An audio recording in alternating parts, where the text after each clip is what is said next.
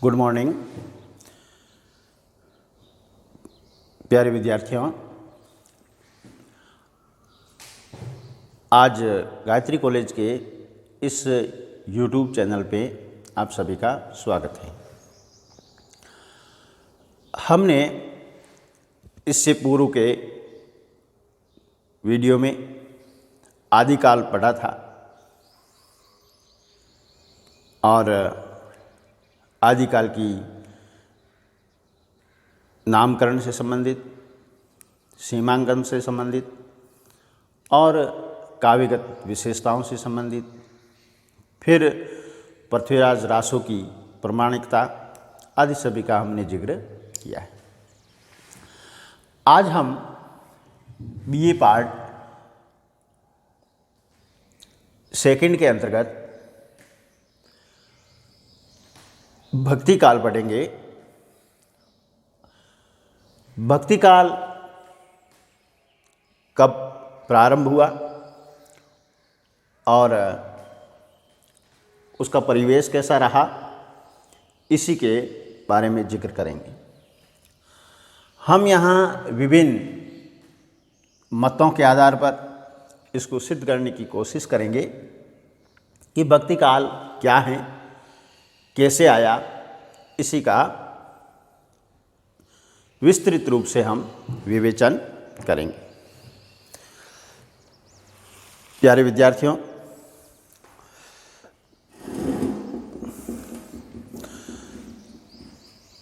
भक्ति जो है वैदिक काल से ही भारतीय धर्म साधनाओं का प्रमुख तत्व रही है। प्रारंभ में इसका रूप विनय और प्रार्थना परक था, यानी प्रारंभ में भक्ति जो है विनयपूर्वक और प्रार्थना पूर्वक थी, किंतु आगे चलकर इसमें विनय और प्रार्थना के साथ साथ शरणागति और समर्पण भाव की प्रधानता होती चली गई, बदलता गया। पांच रात्र मत में भगवान में ममत्व बुद्धि स्थापित करने को भक्ति कहा गया है। क्या कहा गया है? भगवान में ममत्व बुद्धि स्थापित करना, इसी को भक्ति कहा है। जिसके परिणाम स्वरूप भक्ति का रूप निर्धारित करने में उपास्य के प्रति उपासक के संबंध भाव को असाधारण महत्व मिला।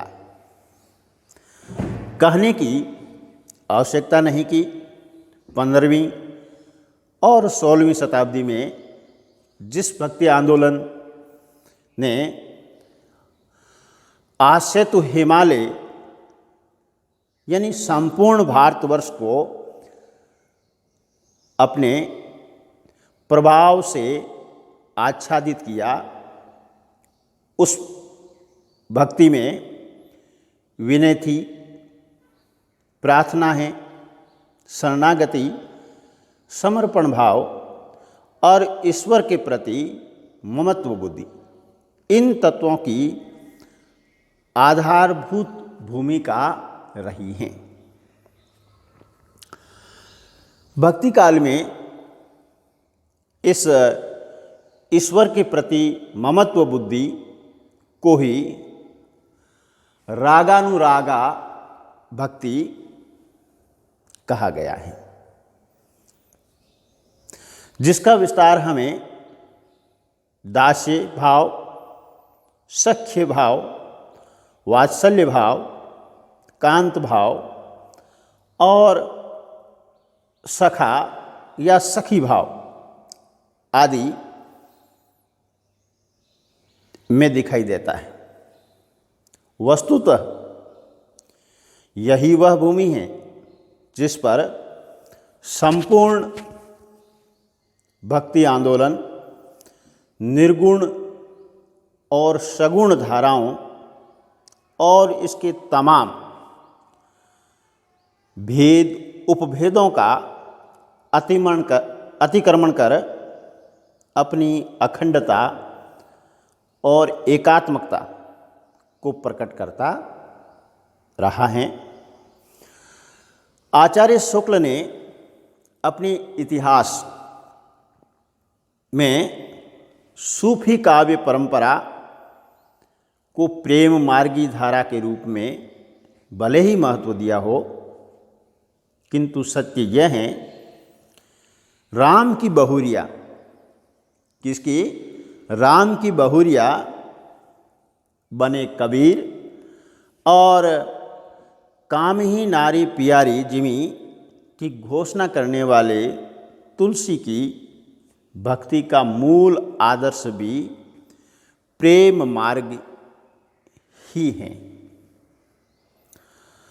कृष्ण भक्ति काव्य में प्रेम तत्व की आराधना विविध रूपों में विद्यमान है।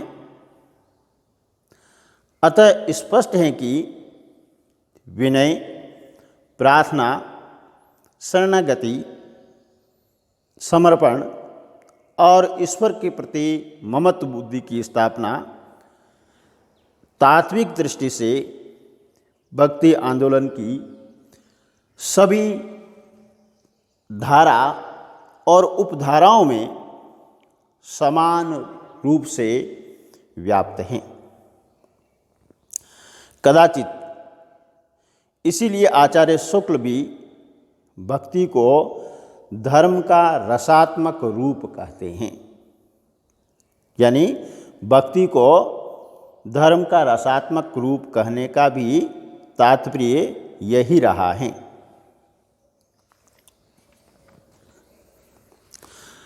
देखिए, यह काल कैसा भी रहा हो, इस काल का अपना कुछ परिवेश था, अपनी कुछ परिस्थितियां थी, और इस काल में नहीं, प्रत्येक काल खंड जो हैं वह अपनी पूर्व परंपरा के व्यापक योगदान तथा अतीत की विभिन्न घटनाओं और उनके प्रभावों को आत्मसात करने के बाद भी मानवीय जीवन के संघर्षों, सुख और दुखों, आशा और आकांक्षाओं और बेहतर भविष्य की कामना से बने, बेहतर भविष्य की कामना से जो बुने गए सपनों के संदर्भ में अपनी युगीन परिवेश से गहराइयों से जुड़ा रहता है। भक्ति काल भी इसका अपवाद नहीं है। यह काल भी कई परिस्थितियों से जुड़ा रहा। इन परिस्थितियों का जिक्र जो है हम 3 या 4 भागों में बांटकर करेंगे, जिसमें पहली परिस्थिति हमने ली है राजनीतिक परिस्थिति, कि इस युग में हमारी राजनीतिक परिस्थिति कैसी रही, उसी का हम जिक्र करेंगे। राजनीतिक दृष्टि से भक्ति काल की संपूर्ण जो अवधि है उसको 2 भागों में विभक्त किया है। पहला है सल्तनत काल, जिसका समय माना है 1318 से 1526, और दूसरा मुगल काल, जिसका समय माना 1526 से 1643। प्रथम जो काल खंड हैं उस समय दिल्ली की सत्ता पर तुगलक तथा लोदी वंश के शासकों का अधिकार रहा, और जो द्वितीय कालखंड है उसमें दिल्ली पर शासन मुगलों का। सामान्यतः न्याय और शासन व्यवस्था मुस्लिम कानून पर आधारित होने के कारण गैर मुस्लिम प्रजा के साथ में भेदभावपूर्ण व्यवहार था।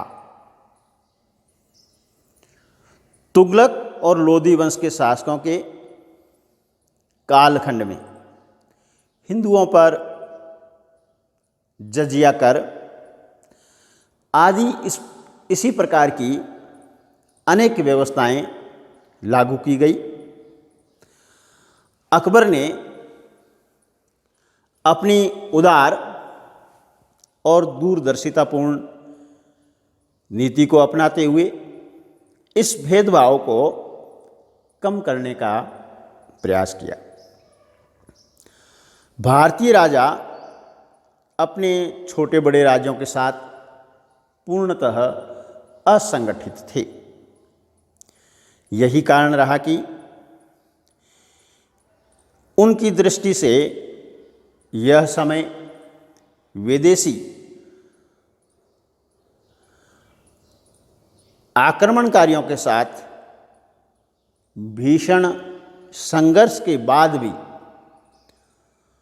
छुटपुट विजय और स्थायी पराजयों का काल था।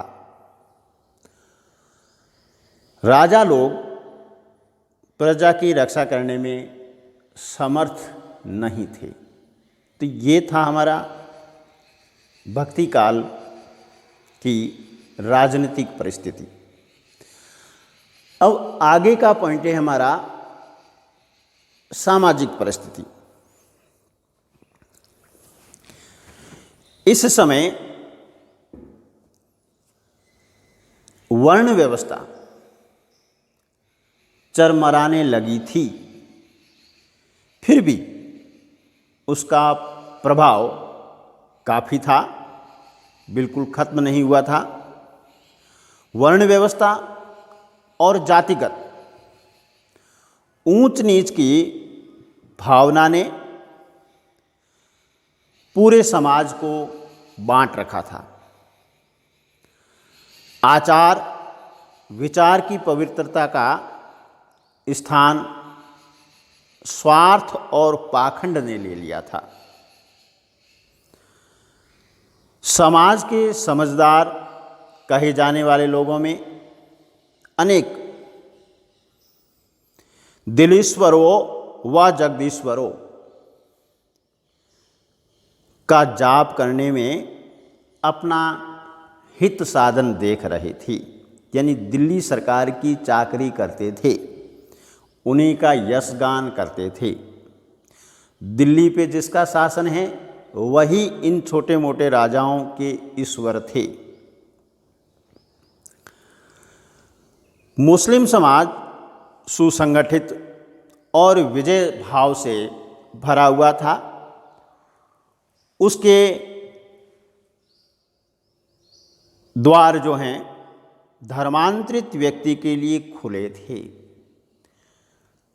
कोई भी व्यक्ति मुस्लिम धर्म धारण कर सकता था,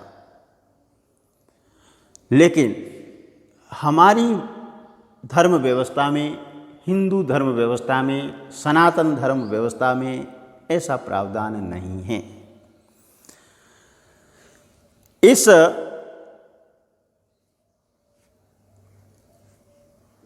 कठिन समय में हिंदू समाज आत्मरक्षात्मक मार्ग अपनाकर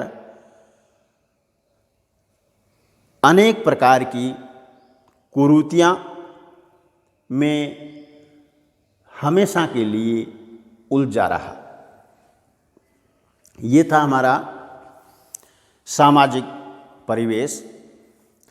अगला पॉइंट है हमारा सांस्कृतिक परिवेश या परिस्थिति।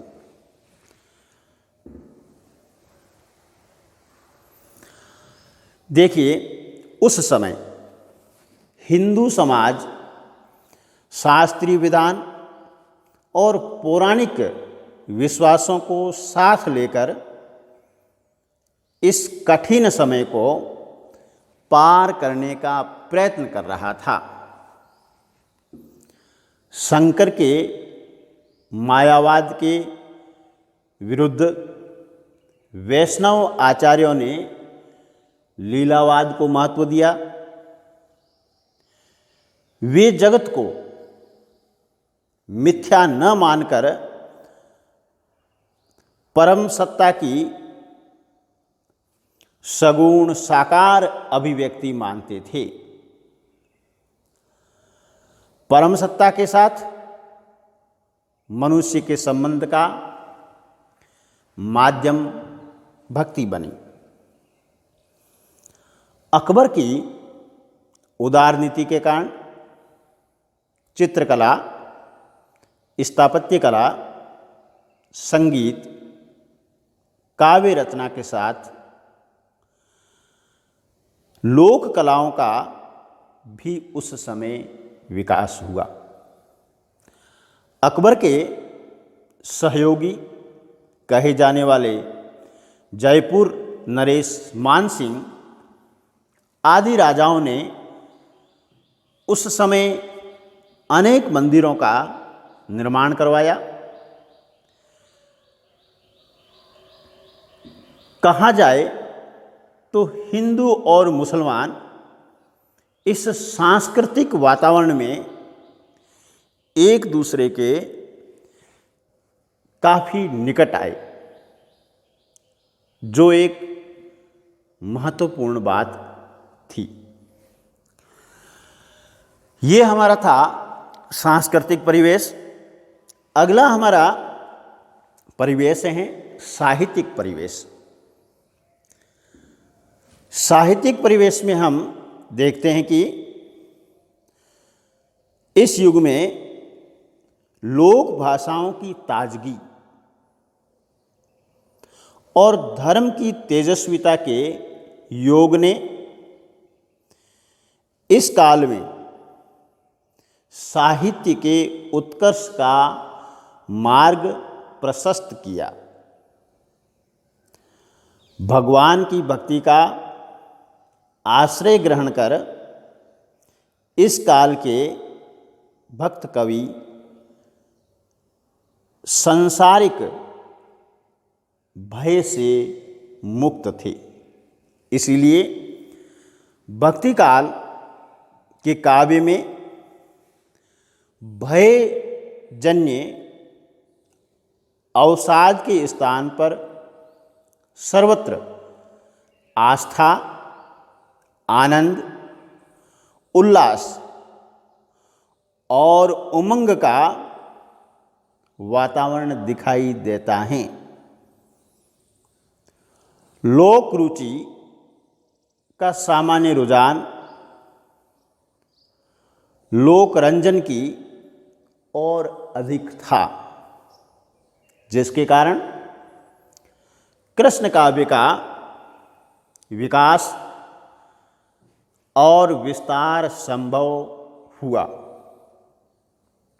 याद रहे कि लोक रुचि का यह रुझान आगे चलकर अपने आध्यात्मिक ओज को खो दिया उसने, और वह रीतिकालीन श्रृंगार में परिवर्तित हुआ, जिसके लक्षण भक्ति काल में हमें कवि केशव में दिखाई देने लगे थे।